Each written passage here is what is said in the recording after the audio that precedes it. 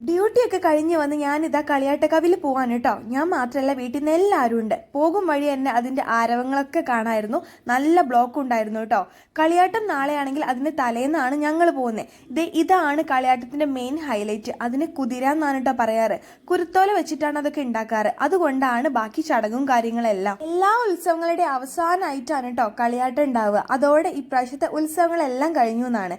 അങ്ങനെ കുറച്ചു നേരം അമ്പലത്തിലൊക്കെ പോയി തൊഴുതു. അതിനുശേഷം നമ്മൾ പുറത്തിറങ്ങിട്ടോ. ഇനിയാണ് നമ്മുടെ മെയിൻ പരിപാടി, ഷോപ്പിംഗ് എന്നുള്ളത്.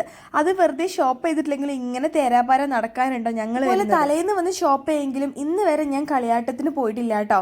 ആദ്യം തന്നെ അമ്മയ്ക്ക് കുപ്പിയോളം വാങ്ങിയിട്ടിട്ടുണ്ടായിരുന്നു. അത് കഴിഞ്ഞിട്ട് ഏട്ടൻ ഇതൊരു കമ്മലാണ് കേട്ടോ എനിക്ക് മേടിച്ചു തന്നിട്ടുള്ളത്. വേറൊന്നും ഞാൻ എടുത്തില്ല, എനിക്ക് അങ്ങനെ ഇഷ്ടമായില്ല. ഈ കമ്മലാണ് കേട്ടോ എനിക്ക് ഇഷ്ടമായത്.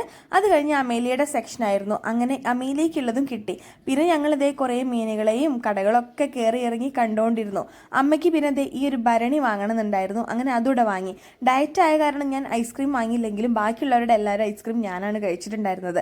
പിന്നെ നല്ല മഴക്കോളും തിരക്കുള്ള കാരണം വേഗം തന്നെ നമ്മൾ പോകാൻ നോക്കിയിട്ടോ. അങ്ങനെ കോളിഫ്ലവറിൻ്റെ ഒരു ബജി കൂടെ വാങ്ങി. പോകും വഴി ഫിൽറ്റർ കോഫി കുടിക്കാൻ എല്ലാവർക്കും ഒരു കൊതി. അങ്ങനെ ഫിൽറ്റർ കോഫി നോക്കി ഇറങ്ങിയതാണ്. ലാസ്റ്റ് അതൊന്നും കിട്ടിയില്ല. നല്ല ചൂട് ചായയും നല്ല ബ്രെഡ് ഓംലെറ്റും നല്ല അടിപൊളിയായിട്ടുള്ള ഗ്രീൻ പീസും കിട്ടിയിട്ടോ. ഇവിടുത്തെ ഗ്രീൻ പീസ് അടിപൊളിയായിരുന്നു. എനിക്ക് നല്ല ഇഷ്ടമായി ഇതിൻ്റെ ഫ്ലേവർ. അങ്ങനെ അതെല്ലാം കുടിച്ച് നമ്മൾ നേരെ വീട്ടിൽ പോയിട്ടുണ്ടായിരുന്നു. അപ്പം ഇന്ന് ഇത്രയൊക്കെ ഉള്ളൂ. അപ്പം ബൈ.